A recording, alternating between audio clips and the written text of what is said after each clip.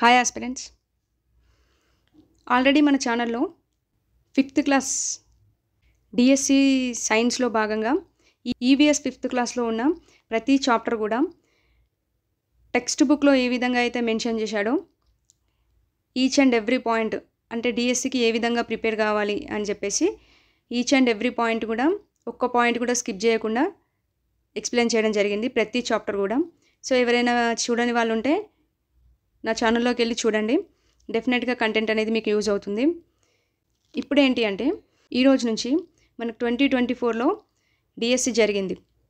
So ప్రతి షిఫ్ట్లో జరిగిన ఎవ్రీ పేపర్ని తీసుకొని అందులో ఏమేమి బిట్స్ వచ్చాయి, బిట్ అనేది ఏ విధంగా ఫ్రేమ్ అయింది అని చెప్పేసి విత్ టెక్స్ట్ బుక్ ప్రూఫ్తో సహా మనం అనాలిసిస్ చేసుకుంటూ వెళ్దాం. అంటే మనకు ఆ బిట్ అనేది టెక్స్ట్ బుక్లో ఎక్కడి నుంచి వచ్చిందో కూడా చెప్తాను. సో ఈరోజు వచ్చేసి మనకి 19th జూలైలో జరిగిన షిఫ్ట్ 1లో జరిగిన పేపర్ ఈరోజు నేను ఎక్స్ప్లెయిన్ చేసేది. సో డైలీ ఒక వీడియో అప్లోడ్ చేస్తాను, అందులో 3 నుండి 4 క్వశ్చన్లు అనేవి ఎక్స్ప్లెనేషన్ ఉంటుంది, విత్ టెక్స్ట్ బుక్ ప్రూఫ్ కూడా ఉంటుంది. వీడియో స్టార్ట్ అయ్యాక కాసేపు వీడియోని పాజ్ చేసి ఆ క్వశ్చన్కి మీరు ఆన్సర్ చేయండి.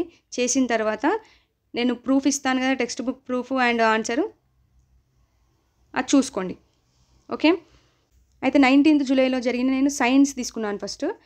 First science, next social, next Telugu, next English, maths, ఇట్లా టోటల్ పేపర్ మొత్తం అనాలిసిస్ చేసుకుంటూ వెళ్దాం. ఇలా 2024లో జరిగిన డిఎస్సిలో అన్ని పేపర్స్ అనేవి అనాలిసిస్ ఉంటుంది. సో కంపల్సరీ వీడియోస్ అనేవి ఫాలో అవ్వండి. ఫస్ట్ బిట్ చూడండి.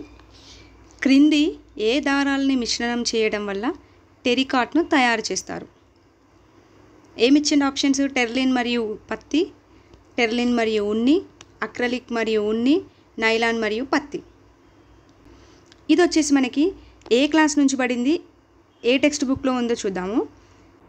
చూడండి, ఆ బిట్ వచ్చేసి మనకి 8th క్లాస్ టెక్స్ట్ బుక్లో ఉన్న దారాలు ప్లాస్టిక్ అనే లెసన్లో ఉన్న బిట్. అది మనకి ఎంత క్లారిటీగా ఇచ్చారు చూడండి. టెర్లిన్ అనేది ఎక్కువ ప్రాచుర్యంలో ఉన్న పాలిస్టర్. టెర్లిన్ని నూలుతో మిశ్రణం చెందిస్తే టెరికాట్, అదే ఉన్నితో మిశ్రణం చెందిస్తే టెలివూల్. ఓకే, టెర్లిన్ని నూలుతో మిశ్రణం చెందించి టెరికాట్ని తయారు చేస్తారు, టెర్లిన్ని ఉన్నితో మిశ్రణం చెందిస్తే టెరివూల్. క్లియర్, గుర్తుపెట్టుకోండి. ఇక్కడ చూడండి, టెరికాట్నే అడిగండిగా. సో ఆన్సర్ ఏమి ఇచ్చింది మనకి? టెర్లిన్ ప్లస్ ఉన్ని అయితే మనకేంటి? టెరివూల్. అవునా? అక్రలిక్ మరియు ఉన్ని అసలు ఇది మెన్షనే చేయలేడు, సో ఇది కాదు. నైలాన్ మరియు పత్తి ఇది కాదు. టెర్లిన్ మరియు పత్తి ఇది ఆన్సర్. పత్తి మనకేమిచ్చినాక టెర్లిన్ మరియు నూలుతో మిశ్రణం చెందిస్తే టెరికాట్ అనేది తయారవుతుందని ఇచ్చిండు. సో ఇప్పుడు పత్తి అంటే మనకు నూలు ఇచ్చిండు, ఇక్కడ పత్తి ఉందంటే నూలు పత్తి రెండు ఒకటే కదా. సో టెర్లిన్ మరియు పత్తి అనేది మనకి ఆన్సర్ అవుతుంది. క్లియర్, 8th క్లాస్ నుంచి వచ్చిన బిట్ ఇది. చూడండి నెక్స్ట్ క్వశ్చన్. క్రింది వాణిలో మీటర్ స్కేల్ను ఉపయోగించేటప్పుడు తీసుకోవాల్సిన జాగ్రత్త కానిది అని అడిగిండు. అయినది కాదు, కానిది ఏది అని అడిగిండు. సో ఆప్షన్స్ ఇచ్చిండు, దీంట్లో 3 అయినవి, 1 కానిది. అదేంటో మనం గుర్తించాలి. సో మీరు ఒకసారి అనాలిసిస్ చేసుకోండి. 6th క్లాస్ టెక్స్ట్ బుక్లో ఉన్న కొలతలు మరియు ఎలా కొలవాలో నేర్చుకుందాం అనే టాపిక్ నుంచి వచ్చిన బిట్ అది. సో మనకి ఏమేమి ఇచ్చిండ్రండి? ఇదిగోండి, మీటర్ స్కేల్ను ఉపయోగించేటప్పుడు తీసుకోవాల్సిన జాగ్రత్తలను ఇచ్చిండు. మనకు కూడా అక్కడ మీటర్ స్కేల్ గురించే కదా, కానీ అక్కడ కానిది ఏది అని ఇచ్చిండు, అంటే మనకు అయినది ఏదో తెలియాలి. సో ఏ పొడవును కొలుస్తున్నామో దాని వెంబడి ఉండేటట్లుగా స్కేల్ను ఉంచాలి. ఓకే, పొడవును కొలిచే దాని వెంబడ స్కేల్ అనేది ఉంచాలి.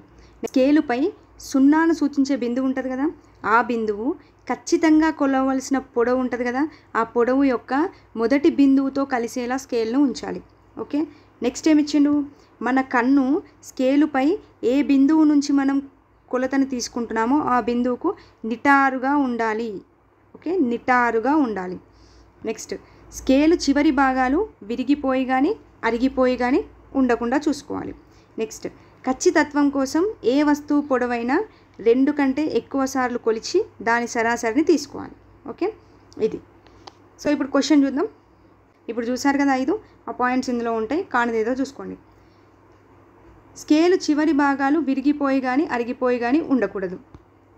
ఎస్, కరెక్టే కదా, విరిగిపోయి కానీ అరిగిపోయి కానీ ఉండకూడదు. నెక్స్ట్ చూడండి, మన కన్ను స్కేలుపై ఏ బిందువు నుంచి కొలతను తీసుకుంటున్నామో ఆ బిందువుకు 60 డిగ్రీల కోణం చేస్తూ ఉండాలి. ఇది రాంగ్ అండి. ఏమన్నాడు? ఏ కొలతను తీసుకుంటున్నామో కొలతకు నిటారుగా ఉండాలి అంటే 90 డిగ్రీస్ కోణంతో ఉండాలి. కానీ ఇక్కడ 60 డిగ్రీస్ కోణం అని ఇచ్చిండు. సో ఇది కాదు.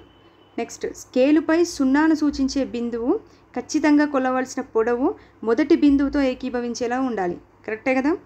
నెక్స్ట్, ఏ పొడవును కొలుస్తున్నామో దాని వెంబడి ఉండేటట్లుగా స్కేల్ను ఉంచాలి. కరెక్టే కదా. రైట్. అంటే మనకు కానిదేది 60 డిగ్రీస్ కోణం అనేది కాదు, నిటారుగా ఉండాలి. ఓకే. నెక్స్ట్ క్వశ్చన్, ఐఎండి యొక్క విస్తరణ రూపం. కింద ఆప్షన్ చూడండి. Indian mineral department, Indian bacterial department, Indian meteorological department, next Indian mines department. So ఇది ఎక్కడి నుంచి వచ్చిందో చూద్దాం. వచ్చేసి మనకి సెవెంత్ క్లాస్లో ఉన్న వాతావరణం శీతోష్ణ స్థితి అనే టాపిక్ నుంచి పడింది. ఐఎండి ఫుల్ ఫామ్ అని అడిగిండు. ఇదిగోండి ఐఎండి ఫుల్ ఫామ్. దేశ శీతోష్ణ స్థితిని ఇండియన్ మెటీరియలాజికల్ డిపార్ట్మెంట్ అధ్యయనం చేసి తెలియజేస్తుంది. ఓకే, దీన్ని ఐఎండి అంటారు, ఇండియన్ మెటీరియలాజికల్ డిపార్ట్మెంట్. సో ఇప్పుడు దీనికి ఆన్సర్ ఏది? ఇండియన్ మినరల్ డిపార్ట్మెంట్ కాదు, ఇండియన్ మైకోబ్యాక్టీరియల్ డిపార్ట్మెంట్ కాదు, ఇండియన్ మెటీరియలాజికల్ డిపార్ట్మెంట్ ఎస్ ఇది ఇండియన్ మైన్స్ డిపార్ట్మెంట్ కాదు. క్లియర్? ఈరోజు ఒక 3 బిట్స్ చూసాం. రేపటి వీడియోలో ఇంకో 3 లేదా 4 బిట్లతో విత్ టెక్స్ట్ బుక్ ప్రూఫ్తో చూద్దాం. వీడియో నచ్చితే తప్పకుండా ఫాలో అవ్వండి. Thank you for watching.